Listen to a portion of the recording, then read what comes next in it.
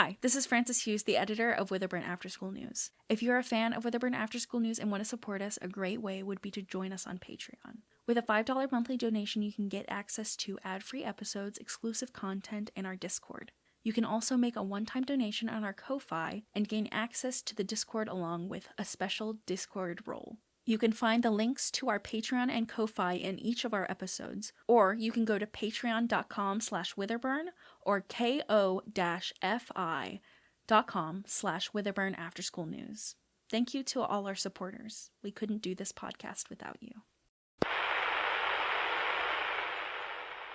Good afternoon, Witherburn. I hope you all had a good Thanksgiving. Mine sure was interesting. I truly didn't think about how my little message might change Thanksgiving politics. And I had just mastered the art of avoiding all the usual traps. I did notice that my recording caused a lot of stir online. Many are calling for Sheriff Sininger to speak on the issue, but the only thing he has said is that he has discussed the issue with the police officer from the recording, and this type of situation won't happen again. I don't know if I really believe him, listeners, especially with what happened with his daughter this week. Which brings us to the major news stories. Tonight we will be talking about Miss Newberry's damning evidence against the mayor, the Christmas tree lighting, and the real story on Eva Sinanger. All that and more coming up on Witherburn After School News.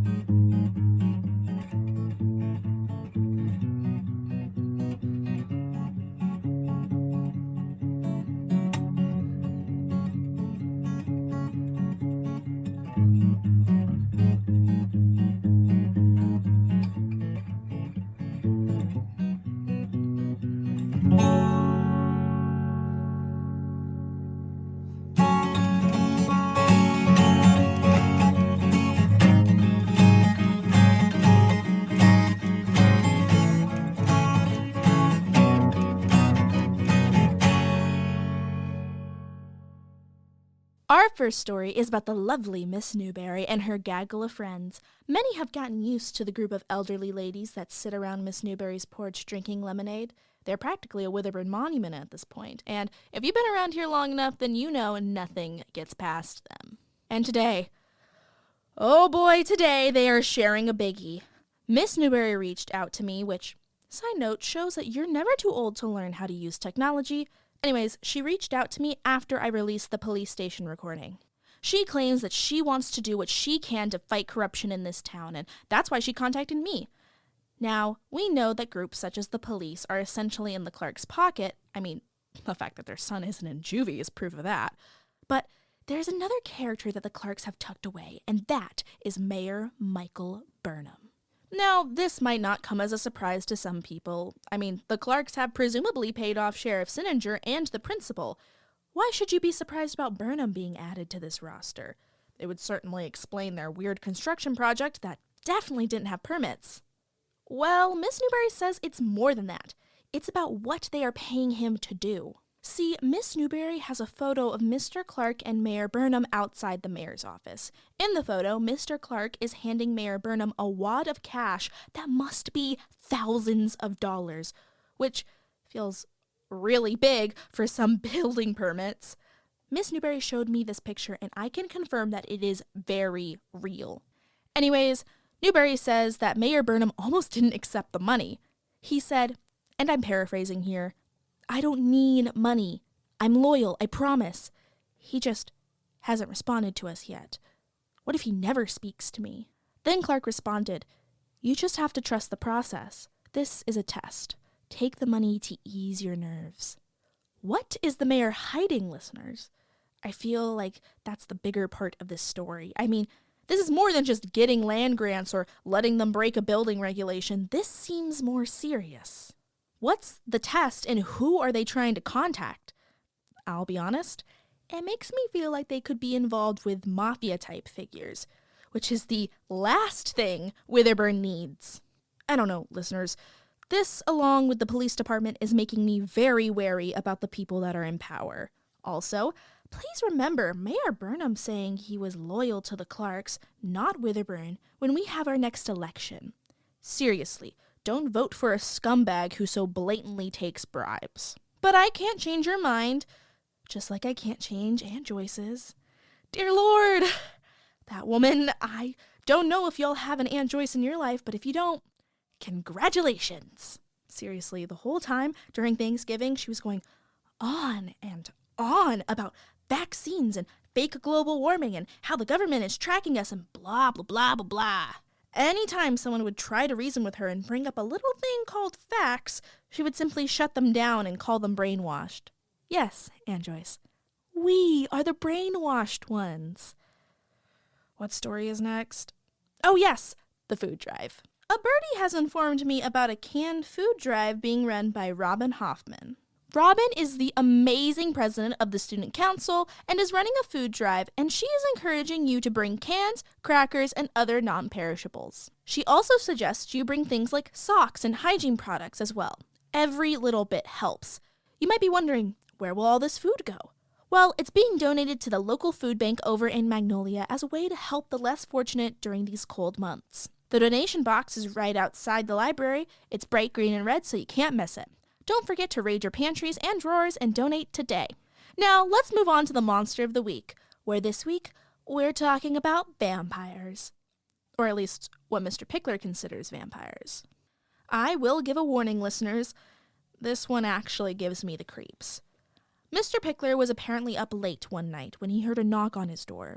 Now, I don't care if you believe in the supernatural or not, but when you live in these woods, you don't just answer the door late at night. I mean, it could be a spirit or it could easily be a bear.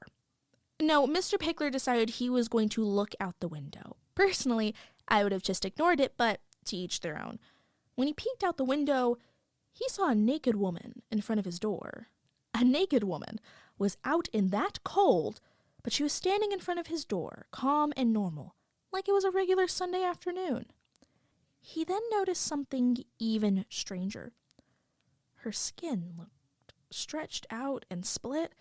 He could see small red cracks over parts of the skin that looked like they were being pulled taut. He was trying to figure out what it was. He said it honestly looked like some kind of disease. As he was staring, she turned her head to look straight at him. She then crawled to Mr. Pickler. Her face pressed against the window, and he could see her soulless, bloodshot eyes, and a smile that just seemed like it was stuck in that position. Mr. Pickler closed the blinds, but she asked for him to come outside. Mr. Pickler said he was grabbing his gun, and after that announcement, heard her run off. After that, Mr. Pickler managed to go to sleep. Don't ask me how after that encounter. Though he woke up that night to a woman hovering above him with her jaw unhinged. He said it felt like he couldn't breathe, like she was stealing his lungs, until suddenly she stopped. Mr. Pickler then ran to the Spanish Moss Diner to tell Paige Market about his experiences. He claims that it was a vampire. She kindly suggested he go see a doctor. Now, I think we all know what this was. A nasty case of sleep paralysis. Gosh, that's one of my biggest fears. Not being able to move your body while horrors happen in front of you. No, thank you. No, I just genuinely think he needs to see a sleep therapist or lay off the melatonin because that can apparently trigger sleep paralysis. The monster he saw, though, does bring up some creepy similarities to a creature called the Boo Hag. The Boo Hag is a creature that comes specifically from the African American folklore of North and South Carolina. If the name didn't give it away, it's essentially another version of the hag myth, which is found all over the world. This hag has no skin of their own, which means they are completely blood red. So in order to blend in, they will steal people's skin. They don't just choose anyone. No, it's specifically the people that fight back when they try to steal their breath. That's right, they steal breath. They're essentially vampires, but for your air. Some legends even say they will steal your soul, too. One of the creepier things is that they will keep you alive, but just barely, so that when you heal up, they can feast on you again. Over and over until you're no longer useful to them. But don't fight back, because then they'll steal your skin. God, I hate the rules of this monster. You can prevent this hag from stealing your breath by placing a broom beside your bed. They will apparently focus on counting the bristles until the sun comes up, which kind of doesn't make sense because it only takes like 20 minutes to count to 1,000. So even if your broom has 3,000 bristles, that will only buy you an hour. Who knows? Maybe boo hags are bad at counting. Anyway, thank you to Mr. Pickler for sponsoring this Monster of the Week, and remember to lay off the melatonin. Our next story is about the annual Christmas tree lighting. Did you know that Witherburn has had a Christmas tree lighting for the last 104 years? See, the tradition started during World War I when many people didn't buy Christmas trees in order to save resources for the war effort. The town decided that they were going to thank their patriotic townsfolk by making a large Christmas tree that everyone could enjoy. See, now it's turned into quite the annual spectacle, but back then, it was just people putting their homemade ornaments around the tree. Most were made from whatever could be found around the house because, again, the war was going on. Isn't that lovely? This year's Christmas tree lighting will be happening tomorrow at 7 o'clock. There will be hot cocoa, live music, games, and much more. If you need something to do with your family this Saturday, then this event is perfect. You want to know what my Uncle Norman said about Christmas? He said there's a war on it. That's right, a war. I mean, I've never fought in a battle before, but I have a feeling there are some veterans that would take offense to you comparing Target's employees saying happy holidays to a war. I mean, a war on Christmas, please. I'm sorry to burst your bubble, Uncle Norman, but there are people who, and I know this is shocking, don't celebrate Christmas. I know people think it's some secular holiday that everyone should celebrate, but it's really not. Birdie doesn't celebrate it, but you don't see me over here crying. I mean, she kind of does because she comes to my Christmas stuff, but I come to all her Rosh Hashanah celebrations in the fall. But still, she isn't going to come to school with a Santa hat and her elf on the shelf. It's just stupid to think that her traditions are worth less than our traditions, you know? But no, Uncle Norman was having none of it. He is so frustrating. Enough about that. Let's talk about the Little League tryouts coming up. That's right, the Witherburn Batting Bears are holding their tryouts soon, and here's what you need to know. Number 1, the tryouts are BYOB. Bring your own bat. There will be a couple of donor bats for those that can't afford one, but don't count on it. 2, there will be 2 days of tryouts going from 9 a.m. to 12 p.m. The first day will consist of checking the kids' speed and stamina, and the second day will test their batting and pitching skills. Most of the tryouts will consist of games, though. 3, girls can try out too. In fact, it's encouraged, since Witherburn doesn't have a softball team, so don't worry if your little girl also wants to play ball. Number 4, have fun. The coach is going to try to give everyone a spot because he believes every child should be able to enjoy the game of baseball. So don't stress and do your best. For our final story, let's discuss Eva Sininger and how she brought a weapon to school.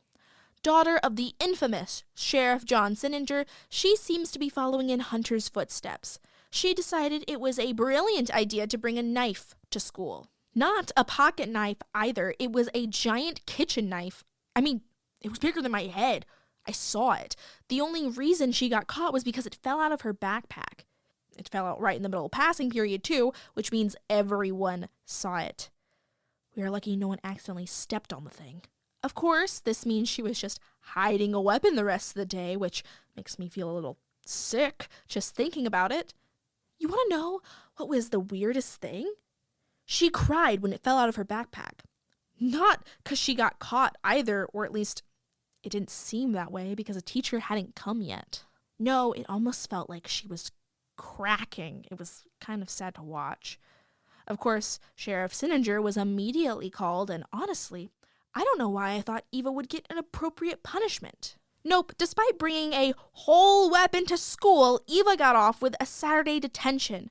Not even a suspension. To be fair, apparently suspension was the first option, but the sheriff managed to talk the principal down from that. Also, he said something to Eva about how this wasn't approved. Yeah, I hope you didn't approve of your child bringing a knife to school. Typical. A person who has a lot of power in this town using it so their child can get away with literal crimes. No one cares how we rabble feel about a student coming in with a weapon, especially with people disappearing left and right. No, we are supposed to follow the rules, while a special few float above them.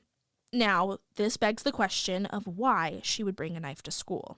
Some have suggested that the missing people have freaked her out and the knife is for safety reasons. I would like to agree, but her dad drives her to and from school in his police cruiser, so it's not the walk home that should scare her.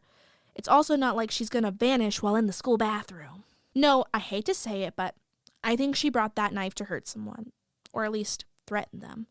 I mean, I know it seems out of character for Eva, who is very outspoken but good-natured.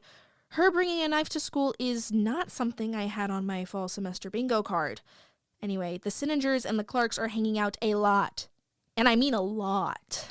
Just last Saturday, the Clarks had the Siningers over for dinner, which is why I think Hunter might be influencing her, convincing her of his mindset, which is that he can get away with anything. I mean, is it that crazy? I see them talking a lot more in the hallway. Hunter even walks her to class sometimes. Ew. Do you think they're dating? Gross. Also, this is definitely a stunt Hunter would pull. Maybe Hunter tried to get her to, prove herself or something? Or maybe she was trying to impress him by pulling a knife on one of his many, many enemies.